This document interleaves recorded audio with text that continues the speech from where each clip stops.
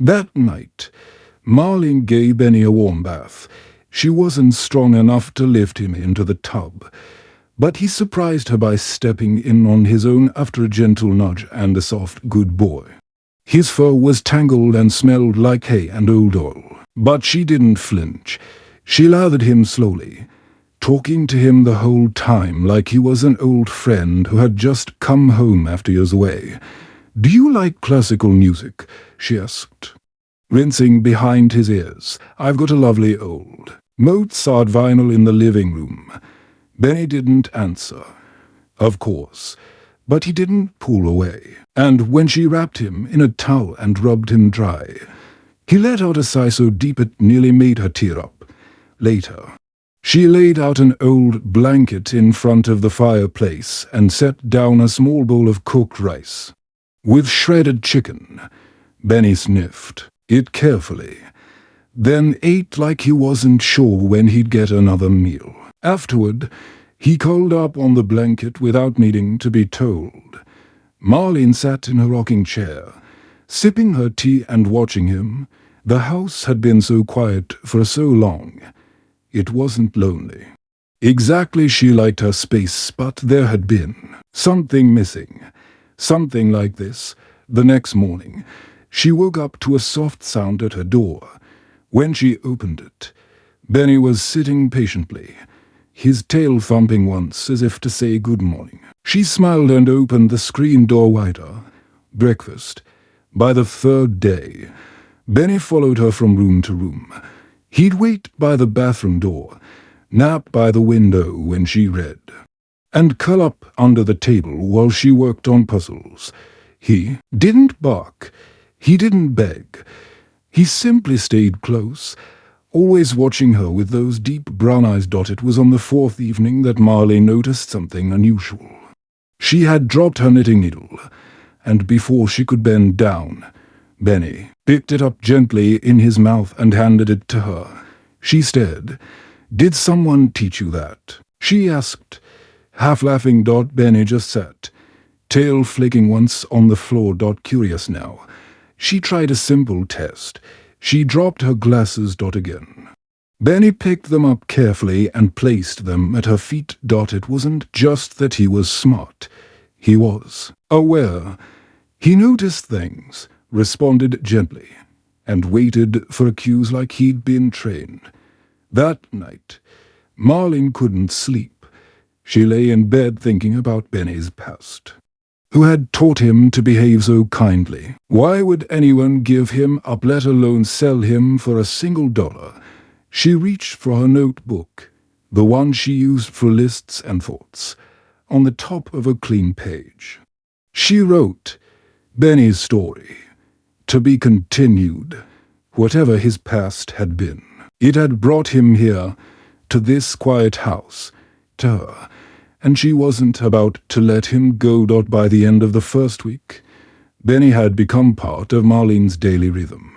He knew when she was ready to go outside, when she made tea, and even when she was about to settle down for her evening puzzle. He never got in the way, never demanded attention. He simply understood her routine better than most humans did. One morning, Marlene was trimming the flowers on her porch when her hand slipped.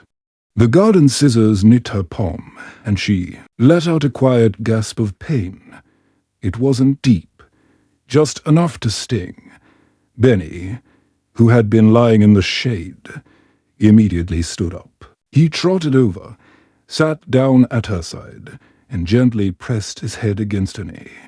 "I'm all right, sweetheart," she said, smiling through the sting. "It's nothing." But Benny didn't move. Instead, he sniffed her hand, then walked inside. Marlene watched, curious, as he disappeared down the hallway. Moments later, he returned, carrying a clean dish towel from the laundry basket in his mouth. She stared at him, stunned. "You're something else," she whispered, wrapping the towel around her hand. It wasn't a coincidence. This dog didn't just react. He knew what to do. It was as if he had been trained to care. Later that day, Marlin decided to dig a little deeper. She pulled out her old laptop, blew off the dust, and typed dog behavior therapy dog signs into the search bar. As she read through the list, her eyes widened. Calm under pressure, checks on owner's emotional state, responsive to minor injuries, stays physically close, gentle with children and elderly. Benny matched every single description. But why had someone like him ended up forgotten at a flea market?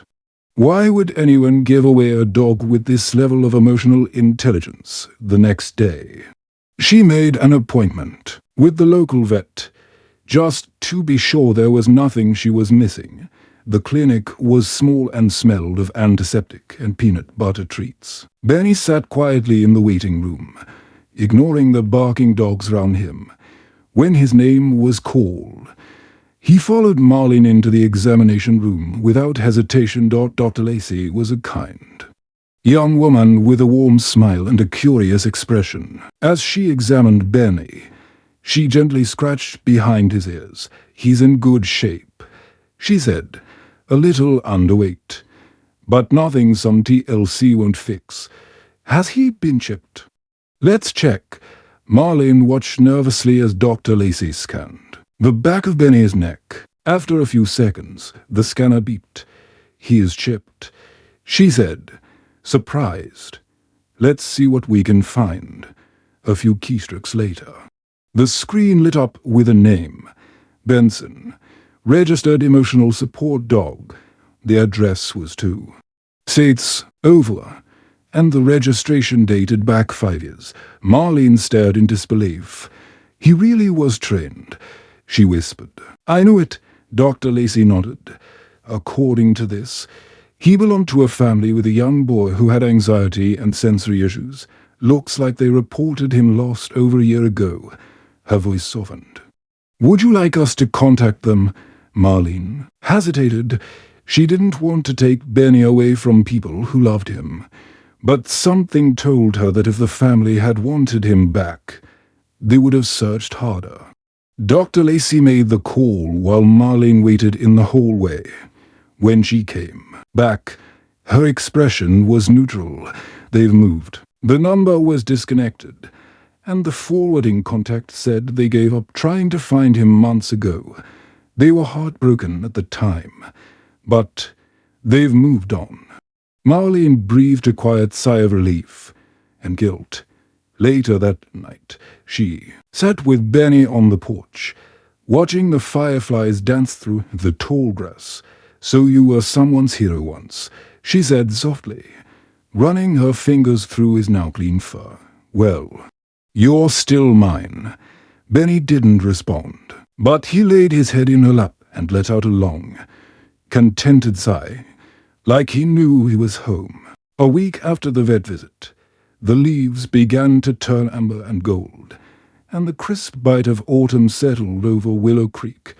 Marlene had started including Benny in her morning walks round the park. It wasn't a bustling place, mostly quiet. Footpaths lined with benches, trees, and the occasional jogger. Benny walked beside her without a leash now, never straying more than a few steps away. He matched her pace perfectly, pausing when she did, sitting when she took breaks. He didn't chase squirrels, didn't bark at other dogs. His calm presence made people notice. One day, as they passed a wooden bench near the duck pond, Marley noticed a little boy sitting alone. His hands were clutched tightly in his lap, his legs swinging slowly beneath the bench. His mother sat nearby on her phone, distracted. As they got closer, Benny slowed down. He looked at the boy, then back at Marlene, his ears perked up. "Do you know him?" she whispered, amused. Benny took a step forward. The boy noticed and froze, eyes wide and uncertain. Benny approached slowly, lowering his head slightly and wagging his tail once, as if asking permission. The boy didn't move. Not toward him, but not away either. Then Benny did something unexpected. He sat right there in front of the boy, like he'd made a decision to stay. Quiet, still, no pressure. The boy's legs stopped swinging. After a long pause, he reached out and touched Benny's head, cautiously at first, then more confidently. Benny remained perfectly still, blinking, slowly, his tail thumping lightly against the grass. Marlene watched from a distance, barely breathing. Eventually, the boy's mother looked up. Her expression shifted from mild annoyance to surprise. That's amazing," she said, standing up and walking over. "He usually doesn't approach animals or people. He gets overwhelmed really easily." Marley nodded. "Benny has a special gift, I think." The woman smiled, tears gathering in her eyes. "He's never pet a dog before. Never. Thank you." "It wasn't me," Marlene said softly. He just knew. After a few minutes, the boy stood up and waved at Benny. Without hesitation, Benny trotted back to Marlene's side, ready to continue their walk like nothing unusual had happened. But for the boy's mother, and for Marlene, it was anything but ordinary. Word about Benny began to spread. It started with that moment in the park. Then came the story about how he sat with an elderly man who had fallen on the trail and waited until help arrived. Then there was the girl who had a panic attack on a school field trip, and Benny, who was just nearby with Marlene, walked over and calmly pressed against her until she stopped crying. Marlene hadn't planned for any of it. She wasn't trying to make Benny famous or turn him into something bigger than he was, but people kept showing up. One woman asked if her son, who struggled with social anxiety, could meet Benny. Another asked if her father, recovering from surgery, could spend a little time with the dog who knew things. Marlene was careful. She didn't say yes to everyone. But when she did, Benny always showed up in ways she couldn't explain. He wasn't a show-off. He didn't do tricks. He just seemed to understand when someone needed comfort, and he gave it freely. One afternoon, as they returned home from the park, Marlene sat down on the front steps, watching the clouds roll in. "You're not just a dog," she said, reaching out to scratch his head. "You're a gentle whisper in a loud world. That's what you are." Benny leaned against her side, eyes half closed. In that quiet moment, Marlene realized something even more unexpected than what Benny had done for others. He had changed her to. Her home was full again, not just with movement, but with meaning. Her days had purpose. Her heart had a companion. And all of it started with $1 and a decision made on an ordinary Saturday. The sun was low in the sky when Marlene heard the crunch of tires on gravel. She looked out the front window to see a modest silver sedan pulling into her driveway. Visitors were rare. Most of her neighbors either waved from afar or stopped to chat when she was out walking Benny. But no one just showed up unannounced. Benny, who had been napping by the fireplace, stood up and moved to the front door without a sound. His body was alert but calm, tail wagging gently as if he already knew whoever was about to knock. The doorbell rang. Marlene opened the door slowly, only to be greeted by a young woman in her late 20s, her dark hair pulled into a low ponytail, and her expression both hopeful and nervous. "Hi," the woman said, eyes darting to Benny, who now stood beside Marlene like a silent guardian. "I'm sorry to bother you. My name's Emily. I think that might be my dog." Marlene blinked, caught off guard. "Your dog?" Emily nodded. "I saw the story in the local newsletter about a woman with a remarkable dog who seems to help people without being trained for it.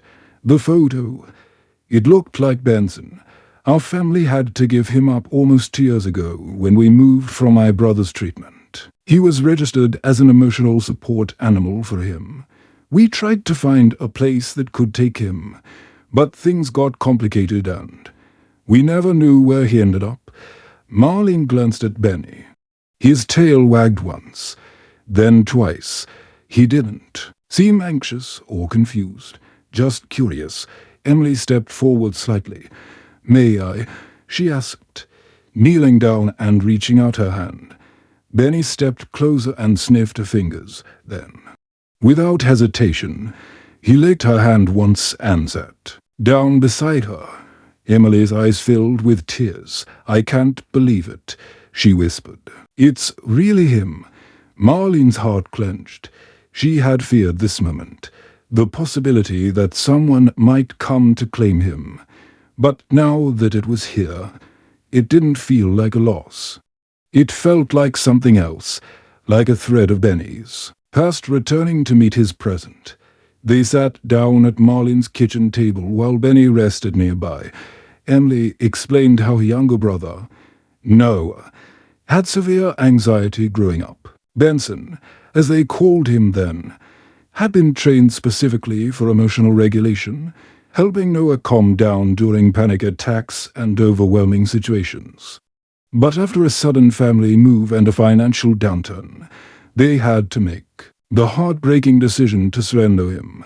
"I never stopped thinking about him," Emily said, tracing the rim of her mug. "When I saw his photo in that article, I just knew. I drove for hours today to be sure." Marlene was quiet for a long moment. "He's been with me for a few months now," she finally said.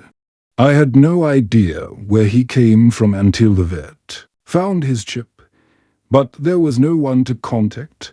Emily nodded. "It makes sense. Everything was in my parents' names. They've since moved out of state." There was a pause, heavy but not uncomfortable. "I'm not here to take him," Emily added quickly. "I know how these things work. Dogs bond again. They build new homes. I wanted to say thank you for taking care of him. And maybe, if it's all right, I'd love for my brother to see him again, even just once." Marlene looked at Benny, who now slept peacefully near her feet. She smiled. "I think he'd like that." 2 days after Emily's visit, a cool breeze swept through Willow Creek as the late afternoon sun began to dip behind the trees. Marlene stood on her porch, smoothing the edges of the blanket she'd laid across the wooden bench. Benny sat beside her, alert but calm, as if he could sense something meaningful was about to happen. A car pulled into the driveway, the same silver sedan as before. This time, Emily wasn't alone. As the door opened, a teenage boy slowly stepped out.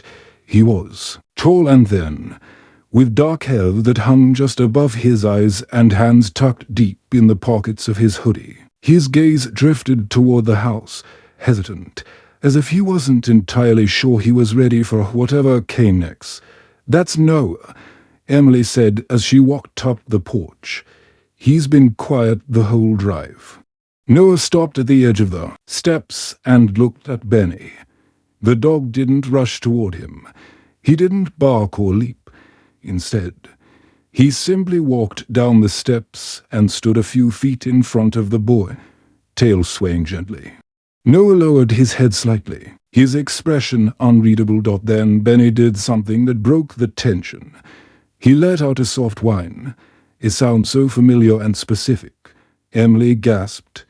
Noah's shoulders relaxed. He knelt down slowly, and Benny walked into his arms like it was the most natural thing in the world. For a long moment, they didn't move. Benny rested his head on Noah's shoulder while the boy buried his face in Benny's fur. Silent tears rolled down his cheeks, and his fingers curled gently into the dog's coat like he was afraid to let go. Marlene stood quietly on the porch, her own eyes stinging with emotion. It was a reunion that felt sacred. Not loud, not dramatic, just full of unspoken understanding. After several minutes, Noah stood up and gave Benny one last pat. "He remembered me," he said softly. "I think he never forgot," Marlene replied. They all sat together on the porch as the sun dipped lower, casting golden light across the yard. Noah opened up more than Emily had seen in months. He told Marlene stories about how Benny used to sleep on the floor next to his bed every night, and how he would rest his head on Noah's lap whenever he felt overwhelmed. "I used to talk to him about everything," Noah said, "and he always listened." "He still does," Marlene said gently, when it was time to leave. Noah looked at Marlene with quiet gratitude. "Thank you," he said, "for giving him a home." "He gave me one too," she replied. Emily and Noah drove off, promising to stay in touch as the car disappeared round the bend. Marlene turned to Benny. "Well, that was something, wasn't it?" Benny looked up at her, tail flicking once. That night, Marlene sat by the fireplace with a journal in her lap. She opened it to the page she had once titled Benny's story. To be continued. Now. She began a new entry. Today, Benny found his past and brought it back with grace. But what's even more incredible is how ready he was to keep living in the present. He's not just a memory for someone else.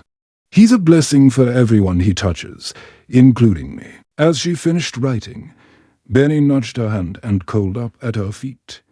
Marlene looked down, smiling. "Don't worry. You're still my boy." Outside, the wind picked up, rustling the trees, but inside, the little house remained warm, quiet, and full of peace. The days following Noah's visit passed with a gentle calm. But something had shifted in the air. Word of the reunion traveled quickly through the town, not because Marlene shared it, but because people began noticing how Benny made everyone feel just a little more human.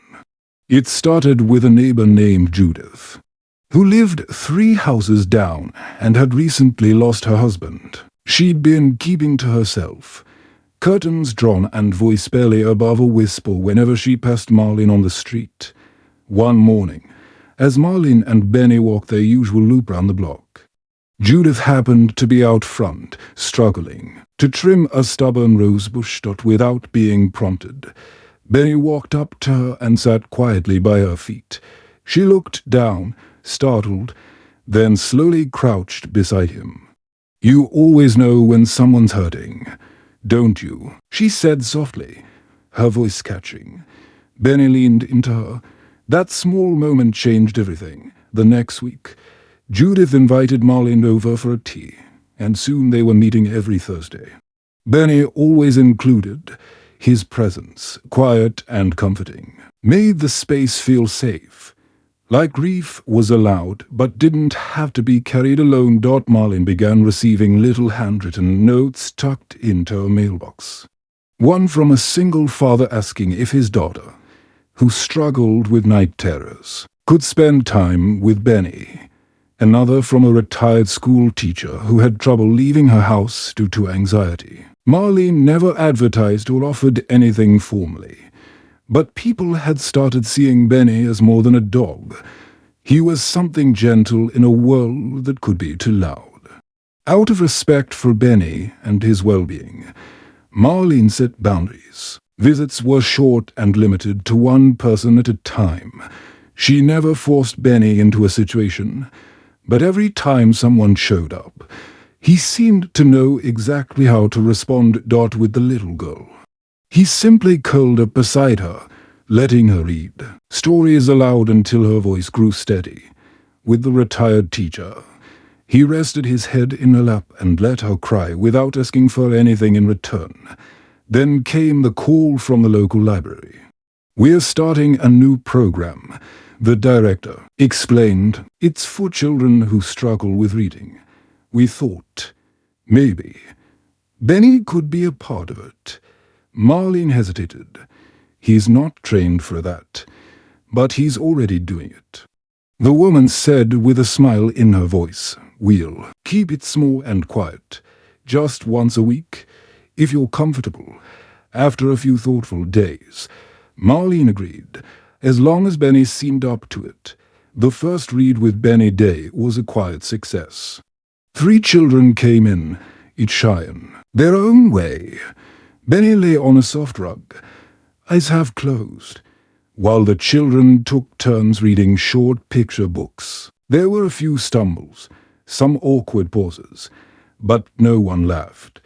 Benny's calm presence made it feel like a safe place, not a classroom dot by the 3rd week. More children signed up.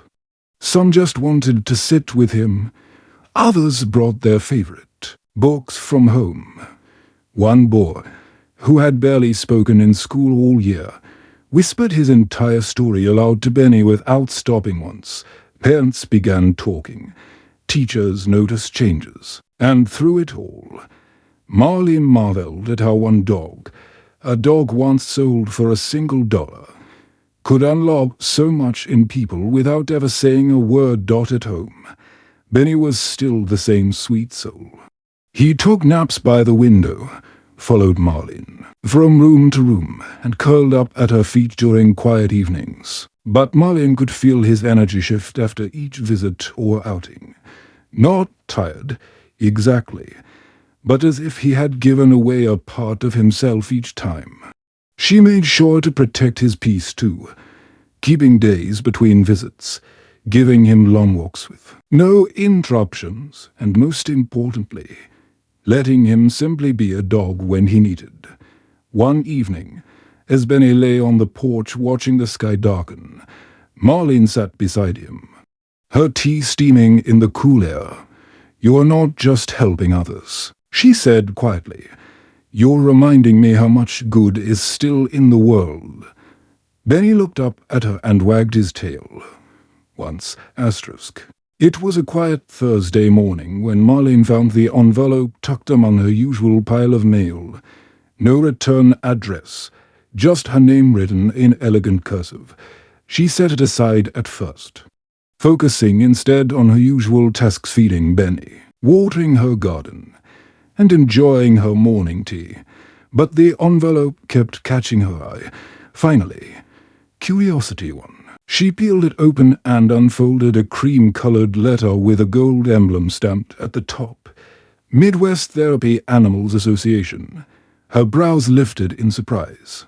The letter read, "Dear Miss Marlene Ellis, we recently came across an article highlighting your dog, Benny, and the incredible emotional support he provides to individuals in your community. Stories like his are rare, and when they appear, they remind us of the profound impact animals can have on human lives.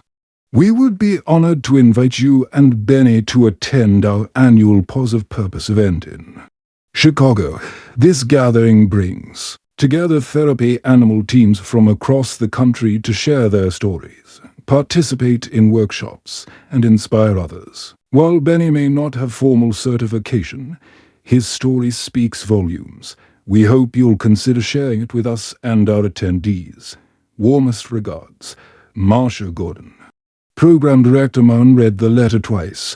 She wasn't used to receiving such formal invitations, certainly not ones that involved traveling to big cities or speaking to crowds. The idea made her nervous. But as she looked down at Benny, dozing peacefully by the window, her heart softened. Of course they would want to hear about him. Later that evening, she sat on her front porch with the letter in her lap. The wind moved gently through the trees, and Benny lay at her feet, ears flicking every now and then at the sound of passing cars. "What do you think?" she asked him. "Should we go?" Benny didn't respond, but he lifted his head and rested it on her shoe. "That's not a no." The next day, she called the number listed in the letter. The woman on the other end, Marsha, was warm and enthusiastic. "We'll cover travel expenses and hotel accommodations," she said. "It's a relaxed event, not a formal conference. Just people sharing stories and learning from each other." Marlene agreed to think about it and promised to call back by the weekend. That night, She pulled out her suitcase, the one she hadn't used in years. She dusted it off and stood in front of it for a long time, wondering if the step was too big for someone like her. She wasn't a speaker. She didn't crave attention. She was just a woman who loved a dog who happened to love people. But maybe that was exactly the kind of story the world needed. By Saturday, she had made up her mind. She called Marcia back and said yes. In the weeks that followed, preparations began. Marlene found a simple outfit that made her feel confident, packed Benny's favorite blanket, and even bought him a little vest that said companion dog. It wasn't official, but it felt right. The community was thrilled. People who had experienced Benny's calm presence firsthand dropped off notes of encouragement and even small handmade signs. One child drew a picture of Benny sitting in a circle of smiling kids and wrote beneath it, "Benny makes hearts feel better." The day before they were set to leave, Marlene stood in the living room, suitcase zipped, and by the door, Benny sat beside her, tail gently tapping the floor. "We're going to tell them about you," she said, stroking his head. "How you helped a little boy find his voice. How you sat with grieving neighbors. How you brought a town just a little closer together." Benny blinked up at her as if to say, "Just doing my job." As they headed off on their trip the next morning, Marlene didn't feel nervous anymore. She felt proud of Benny, proud of the quiet, healing love they had shared, and proud that a dog once unwanted, sold for just $1, was now about to show a room full of strangers what compassion truly looked like. The auditorium in Chicago wasn't grand or flashy, but it buzzed with quiet energy. Therapy dogs in little vests sat beside their handlers in the front rows, their calm presence a reminder of the power they carried without ever saying a word. Some wagged their tails gently. Others dozed peacefully. It was a room filled with warmth, understanding, and stories waiting to be told. Marlene sat in the third row, her hands folded neatly in her lap. Benny lay beside her, head resting on his paws, completely at ease, as if he'd been in auditoriums his whole life. His vest, navy blue with silver lettering, read, "Companion, Benny." When Marlene's name was announced, there was polite applause. She stood slowly, took a breath, and walked up to the small stage. Benny followed her without hesitation, trotting by her side, his nails clicking softly on the wooden floor. She reached the podium and looked out at the rows of faces, some curious, some kind, some with tears already glimmering just from the sight of Benny. Marlene adjusted the microphone, cleared her throat gently, and began.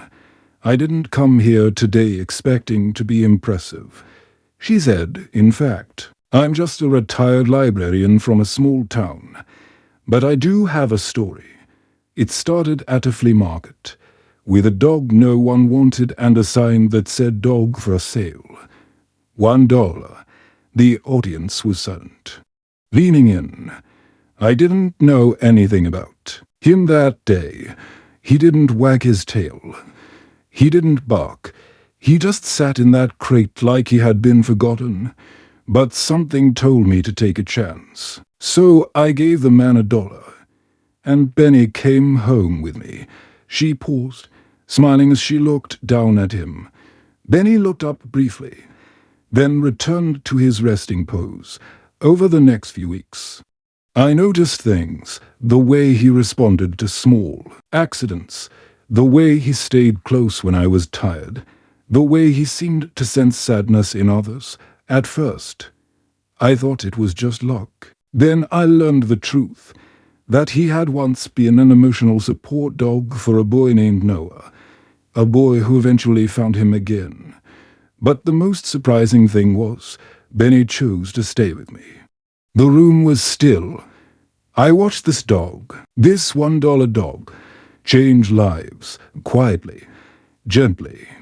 He helps children who are afraid to read aloud, He sat beside grieving neighbors. He visited the library and became the reason some children smiled for the first time in weeks. He never asked for anything in return. He just gave. Marlene's voice softened. Sometimes we look for heroes in all the wrong places, but mine came with tangled fur, tired eyes, and a past I could only guess at, and he taught me that kindness doesn't need a voice. It only needs to be present. She paused again. Benny was once unwanted, but what the world tossed aside became one of its quiet treasures. A murmur of emotion rippled through the audience. Some wiped away tears. Others simply nodded, holding their dogs a little closer. Marlene stepped away from the podium, but before she returned to her seat, something unexpected happened. A young girl in the second row raised her hand. "Can I pet him?" she asked. Her voice barely above a whisper. Marlene smiled. "You can ask him." The girl knelt down, hand outstretched. Benny walked over to her slowly, then placed his head in her palm, like he had done so many times before. That single moment earned more applause than any speech that day. After the event, people approached Marlene one by one. Trainers, parents, educators, not for advice, not for pictures, but just to thank her for reminding them what true emotional connection looked like. By the time they returned home to Willow Creek, there was a small crowd waiting in front of Marlene's house. Children holding handmade signs, neighbors with flowers. Someone had tied a banner between two trees that read, "Welcome home, Benny." Our town's gentle hero. Marlene looked at Benny and laughed. "Looks like you're famous now." But Benny didn't care about fame. He cared about presence, about being close to those who needed him most. And as he sat quietly beside Marlene, watching his little world gather with kindness, it was clear he hadn't just been rescued, he had become the rescue.